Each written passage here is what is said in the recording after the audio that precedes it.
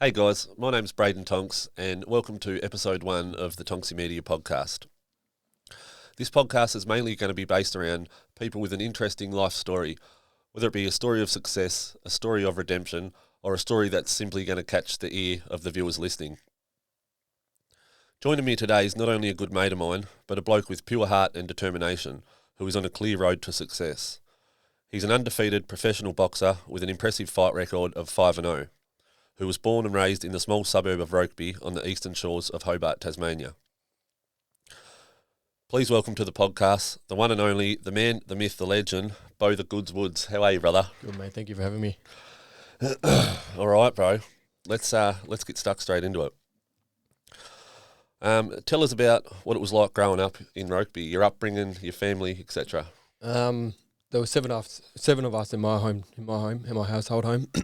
My parents got 2 brothers, 2 sisters, all living in a 3-bedroom government housing.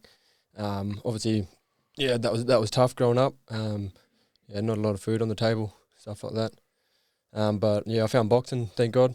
Yeah. And that's it's led to me where I'm on the journey I'm on at the moment, and then I plan on changing all that for my family. Absolutely. Yeah, awesome, bro. We'll get into that a bit further on.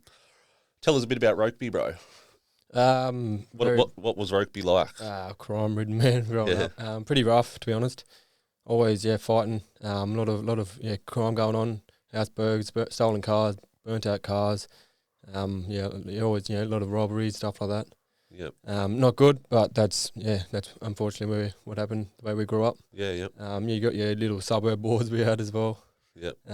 So you'd have like the Eastern Shore of, they'd have their rivalries with everyone, and The old postcode wars. Yeah, 100%. It was the exact same where I grew up, brother. It's Claremont and Chigwell, actually, in the northern suburbs of Hobart there. But you know exactly what I'm talking about. Yeah, mate, you'd get to the showgrounds on in I October every year and battle it out, wouldn't we? Fucking I oath. remember that. You'd suburbs and meet up at the showgrounds, and you'd all just punch on. Yeah, for sure. Ridiculous. All right. So you're a boxer, bro, obviously. What got you into the sport? Just learning how to defend myself, honestly. Yeah, growing up, like I said, we used to have a bit of a knockabout with all the older fellas and stuff like that. Like we used to, fight for the skate park, to hang out at the skate park. But yeah, a lot of the older fellas were doing a bit of crime, and they're the people we used to, us younger fellas used to idolise, really. Yeah. So we were just destined, and it was just, it was unfortunately the path we were all going down. And a lot of myself and a lot of my friends did go down that path, and thank God, that we're on the track we are now, and we're not where we were. But it was different, man. Yeah. It's hard for me to talk about because I don't. A lot of people have it harder than what I did, but I didn't have it easy. Yeah, 100%. Yeah. But that's just that's the person I am. Yeah, it's a blowout as you grow up. You can talk about things, like you said, as a kid, it was normal to you, bro. Like same with me. But I mean, you grow up and you look back and you think, fucking hell. That's it. Well, that's like I'm living in Gold Coast now, man. You wake up every day and it's beautiful weather. It's legit paradise. It really is, and it's you want to get up, you want to do something. The sun's in your face. You're just like, how good is it? It's paradise. Yeah, I say it all the time, bro. It's like the Las Vegas of Australia, eh? Yeah, man, it's unbelievable. What Well, you pretty much just answered this next question, but what was the main reason for you moving up here to the Goldie from more Tassie? opportunities for boxing, So I moved up here when I was 19, and I wanted to go to the Commonwealth Games at the time. But I was training at the Gold Coast PCYC there under Jay Toop, gentleman. Shout out to Jay Toop. Yep. But I wasn't dedicated. I was fuck-assing around. I was working in bars and stuff like that, and just not taking it as serious as I should have. And as you know, you got to earn your respect in these gyms. You got to put in the work to for anyone to take you serious. And I wasn't doing that. Yep. And I wasn't going to half-ass it. So I hate losing. I'm very competitive. Yeah. And that probably why I'm so I'm doing as well as I am. But I had that break from boxing for a few years there, 4 years, and then got back into it a couple of years ago. Yeah. Unreal, bro. What so before you had that break from boxing, you come back as a pro. Mm-hmm. What was your amateur record like? I had about, I'd say maybe 25 fights as an amateur, maybe up 20 wins, 21 wins, something like that. Yeah, okay, so pretty good still. Yeah. I lost my first and third fight, I think, and then I lost, twice to Corey as well. So Yeah. about 4 losses, I reckon. Corey Griggs. Yeah. Shout out Griggsy. Yeah, what a machine he was. I'd like to get him on here actually at some stage. But no. So Griggsy, you fought him a couple of times. Yeah, few wars, man. You ask anyone, even especially out of the box and Andy, and all that. Yep. Unbelievable, man. Like normal fighters, and it was just a war every time. Yeah. We hated fighting each other, but we had to. You know what I mean? Yeah. It was even today, man. I've still never felt anyone's power like I did with that kid, Corey. Yeah, Griggs, so gun little boxer, eh? Unbelievable. God give him power, man. God bless him. I hope he gets back into it someday. But Yep. Yeah. Yeah, no, cool, bro. This is something I want to talk to you about too, because it was so bizarre and I suppose destined to be, bro. The way you and I caught up here on the Goldie, it was just so random, eh? Yeah. So Beck and I, me and my partner Beck, we were sitting at the Steampunk in Surfers Paradise, having a few drinks one night. I think it was a Friday or a Saturday night, and a few drinks, watching the band. And only a few days previously, I'd watched your last fight on social media. Yep. And that was down in Tassie. Yeah. Too. Yep, Yeah. it would have been. Yep. Yeah, I think it was your third. Fight. Yeah. When I fought, yeah. And sitting there in the Steampunk, and unexpectedly in rolls Bowie. So it was. We had a bit of a chat, and it was. He said you were looking for a videographer. Yeah. It was just destined to be, bro. Yeah. And we've kicked it off since, eh? Yeah, we can sit here and say like, it's crazy and all that sort of stuff, but we both know now it's not like it's destined. Our story's already written. Yeah. And the more I think about it, it doesn't even blow my mind anymore. You know what I mean? Like I'm not surprised anymore. I'm like, it's just amazing. 100%. Like I said, and I was looking for. I'm at that point in my career where I needed a videographer. I needed really started. I'm a professional athlete now. I start being onto that. Documenting everything. Yep, exactly right. Like I want to take it as far as I can take it. Yep. Just the way it happened was amazing. Yeah. I'm glad it did, and I'm excited for the future. Absolutely. Yeah, same, bro. Yep. Awesome, man. So your last fight, bro. I wanted to. This podcast has been postponed. I really wanted to talk with you, get you on straight after your last fight, so it was fresh talk. You know what I mean? But anyway, your last fight, bro, down in Tassie. It was a tough one. Yeah, tough, man. Yeah, he came to fight. Jordan Castelluris, shout out to him. Yeah. What a gentleman he was. Yeah. It's always a bit harder when you fight and you meet a gentleman, but they're always the guys that can fight. The ones that are quiet and don't have the big mouth. 100%, man. They hands to the talking, and so I could feel his energy. I knew I was in for a fight. I knew he come to my hometown, Hobart, Tasmania, and he wanted a shot at the title. Which is a WBC Australasian silver that we've got here in front of us. Yeah, we'll talk about that in a sec. So I knew he was coming to fight, man, and he did just that. Yeah. There was a few things I seen there. He could fight, and I was like, all right. So I suffered a head clash in the first round, which is devastating. That sucked. Yeah. Switch up the whole game. Go into that a little bit, bro. Head clash. Been Southpaw and Orthodox. It always happens. You mean head clashes like that. So I ended up having 7 stitches above my left eyebrow. Yeah. She was laying open, brother. Yeah. I remember I was sitting, I rubbed my face and I thought it was just sweat. And I looked at my glove and there was blood all over my glove and I was like, fuck, no way. Yeah. And obviously first time something like that's happened in my career. And I just had to stay calm. It's fucking a lot harder. A lot harder said than done. And it went the distance, eh? Yeah, 8 rounds. 8 rounds. Fuck. And it's split her in the first and went another 7 rounds. Unreal. Man, blood everywhere. It was messy. The doctor kept trying to stop it, and I was just like, mate, I'm winning the fight. Let me go. Yeah. I remember coming back to the corner. Lucky I had a very experienced corner as I do. My coach Tap Opatai and Grant Brown helped us in the corner, supported us there as well. Yep. And I come back to the corner. They kept me calm. Grant was keeping me calm. Coach was telling me what to do. But it was tough, man, because I kept thinking about it. Yeah, of course. You just had to switch it off, and it's made me a better boxer, a better I've learnt a lot from it. Bit of adversity, never heard anyone builds a character, and it's 100%, awesome. Bro. Yeah, no, it was a nasty cut. Yeah. Unfortunately, I couldn't make it down to that fight. It was all a bit rushed in my world, but. I've got someone to film and stuff for me. Put a bit of a video together of it. And, thanks to Jack and Daisy that helped out with all that as well. That was amazing. Yeah, for sure. No, awesome, bro. So that was down there in Tassie in front of the home crowd for the title for this beautiful bit of material here in front of us, mate. My first main event. We called up Grant Brown, which is the promoter. He was we wanted a title fight the whole time, so that was the plan we wanted. And I wasn't expecting to get this beautiful belt. And I got this beautiful belt. I was expecting like a state title, a title. But mate, shout out to him, very hard work and amazing opportunity he gave us. And it worked out better than I could have dreamed of. And Yep. yeah, it was just an awesome experience, man. You know, fighting in front of my hometown where I said I didn't come from a family of money, so they can't afford, you know, we can't afford to come up here and watch me fight and all that sort of stuff. Yeah, So of course. it's good to get down there and fight in front of all of them and, you know, get that opportunity because I'm not going to, I honestly think I'm going to keep excelling to the next level. 100%, At a very fast rate. Yep.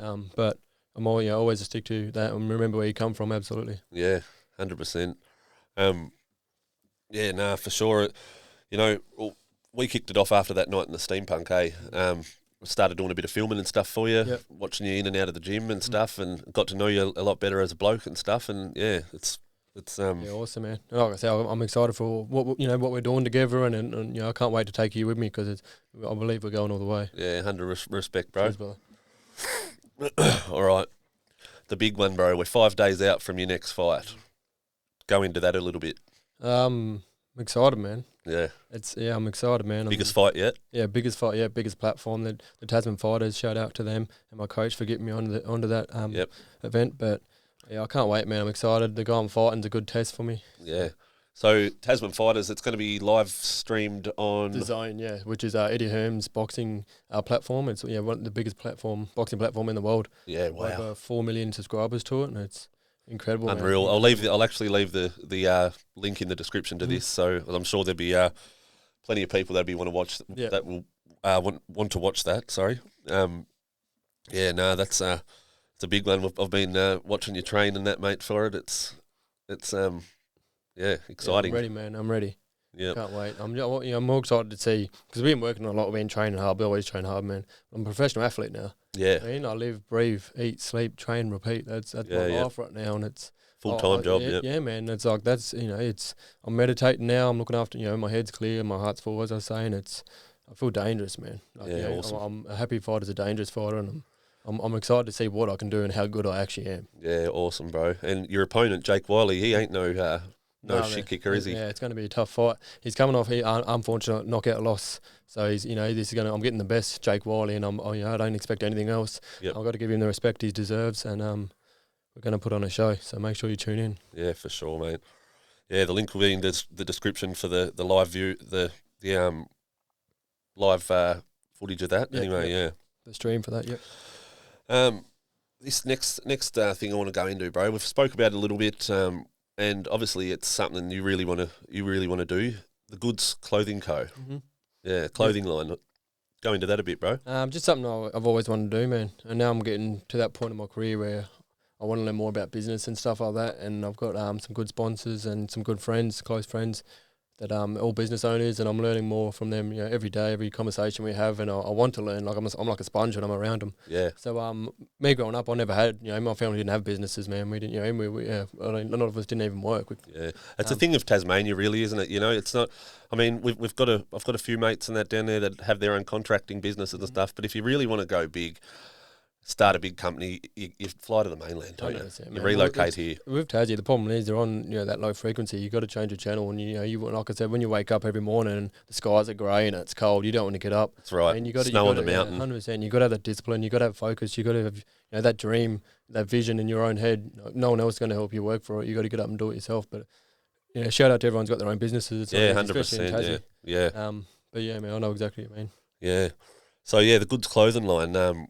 I'll leave a few photos as well of a few of your past bits and pieces of clothing that you've done, but it's going to be pretty successful. Yeah, I'm excited for it, man. I'm excited. I'm more excited for what I can do for other people. So if I start off, as a business, and I can sponsor other athletes and people in Tasmania, that's I'm more excited what I can do for other people with it. Yeah. So that's the plan. It's not and that's any good business idea like that always does well. Yeah. So I'm excited for it. I'm confident. Do you ever see yourself or the Goods brand going into like boxing promotions and stuff? Or? Yeah, absolutely. Yeah, I've got some big plans, man. Obviously taking everything as it comes. Like this fight is my main priority at the moment. After that, we'll figure it out. But I've got some big plans.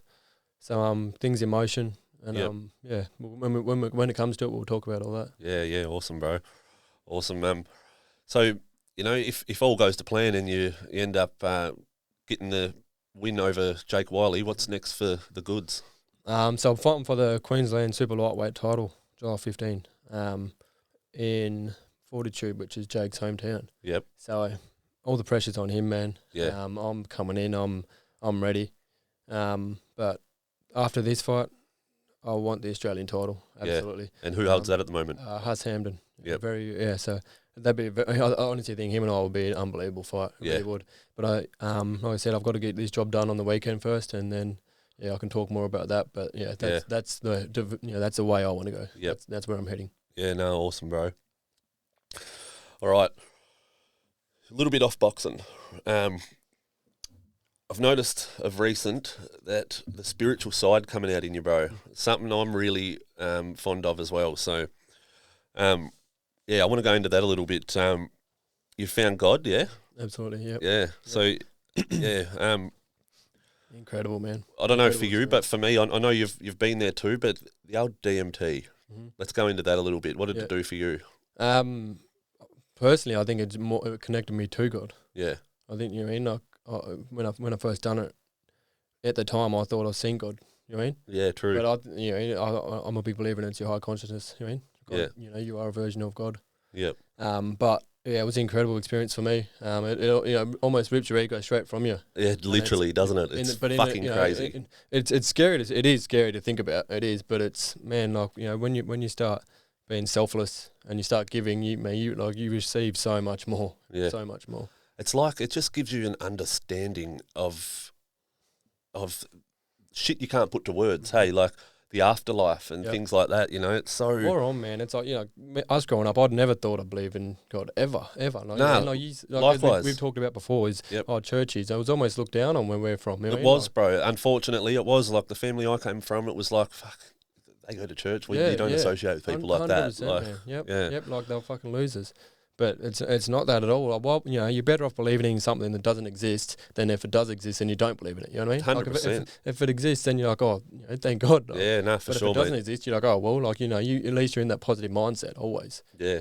But amazing experience for me, and I'm still learning every day. And as we talk about, the more faith you have, the more he reveals himself, and it's. That's right, mate. Yeah, the more faith you show. Yeah, the more he reveals himself, bro, and it's praise the Lord. Yeah, mate, and that's the blueprint of life, isn't it? Hard work, dedication. Have faith. You got to have faith in yourself and your beliefs. 100%, bro. 100%. All right, so moving on. The other night, last week, I was pissed. Went out for a night on the piss and made a decision drunk. So in October, October coming up. There's a fella here on the Gold Coast, Jamie Meyer. Shout out Jamie Meyer. He's a boxing promoter, and he's putting on a show for anybody that wants to sign up. Experience or no experience, but as long as you've got a trade behind you, it's a tradie versus tradie boxing. Gold Coast toughest tradie charity event, wasn't it? I believe it's called. Yeah, that's what it's called. Amazing experience, man. Amazing, I think. Yeah, so I've signed up for it, and Beau's going to take on the role of coaching me. Yeah, man, I can't wait. What a project that's going to be. Yeah, get your breathing under control. But it's going to be exciting, man. I can't wait. But so I'm on a health kick myself at the moment.